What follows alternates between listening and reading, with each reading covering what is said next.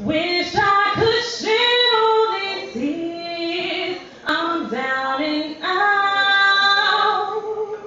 I keep it moving and try to get out.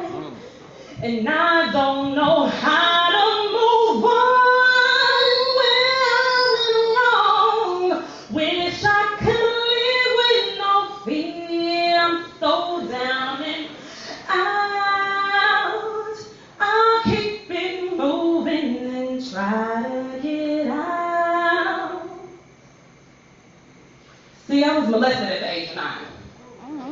Yes, I was molested at the age of 9, and after that, well, hell, I was raped 2 times. At that point in my life, I was young, I became numb and somewhat socially blind. Telling my pops really was the option, because to put it lightly, my pops was a little crazy. And telling my pops was like giving these niggas a death sentence, which would eventually lead to his life sentence, so I had to make this real fucked up decision, and keeping secrets became my favorite pastime. Okay. My adolescent skin had been ripped long before its natural shedding was due, and those childhood dreams of being Cinderella, Belle, or hell, even some strong black queen wasn't even potent enough to be a motherfucking dream because that nigga stole those from me. Now the star made me a wild child, so being emotional was a given, but now my emotions were raw. They were raw, uncontrollable, uncontainable, untamable, constantly in the uproar. Because you see, he tried to mute me. He put the pistol to my head, said if I screamed that he would shoot me, flashed his badge, said if I told anybody that'd be my ass. So I became uncomfortable in my own skin. I dreaded to walk to my own house, the only place I thought I could find peace within. Because to be real, I stayed in apartment 9 and he was across the hall in apartment 10. So I created barriers. Walls made of the finest steel. Guarded it with the biggest gates, called it my fortress of hate. So there I was at 15 years old. 15 in the Christ is, and I'm wondering where the fuck Christ is, where the fuck he was. I was almost certain this nigga didn't exist from up above, because I mean, really?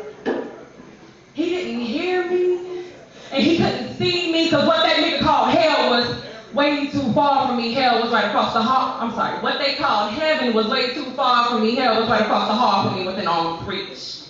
Hell was waking up every day trying to figure out how I got picked for this stuff and how the fuck do I make this pain go away. So days went by. And as a teenager, I grew older. I acted out, I started to lie. My parents couldn't figure out why I was being so defensive and defiant, running around the house causing a motherfucking riot. So then months went by, and years went by as I grew older, and as I grew older, my soul grew colder. Keeping these secrets had me trapped. I really wasn't sure how much longer I could keep this under wrap, because to be real with you, the only thing I urged to wrap was my finger around a clutch and put it to his nutsack so I can make that shit go click clack. So the next time he think of another teenage girl, he might just think of me and know how to act. Damn. These secrets had me trapped, and I realized there were some things that I had on my chest that I needed to lay to rest, and I did just that.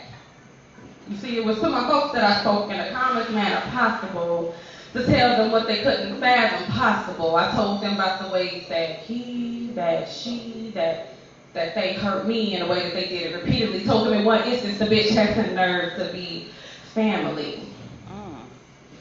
And what happened next is exactly what I expect. The warmth escaped from the air, and it became estranged, and I watched my daddy break shit out of rage. And it had me fucked up, because for the first time, I mean, really, you ever seen a grown man cry? And not because he hurt you, but because he wasn't able to protect you from the shit that was dealt to you. And my mother looked at me,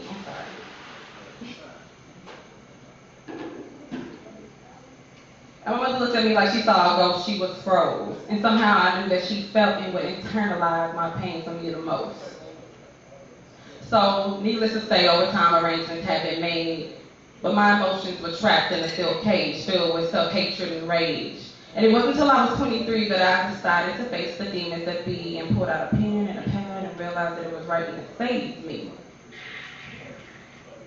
And just when I thought nobody understood me, God sent to me in the form of a flesh human being, and one day she said to me, give birth to pieces. So I want you to give birth to pieces and give birth to greatness.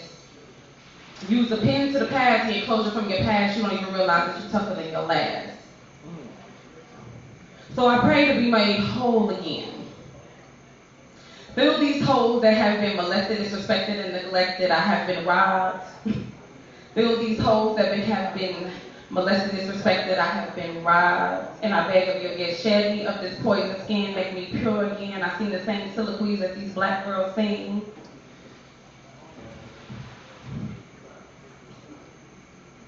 So just work with me. I am slowly starting to reveal what they call repressed feelings. This writing thing right here is more than just some shit on the mic. This has become my healing. That's it.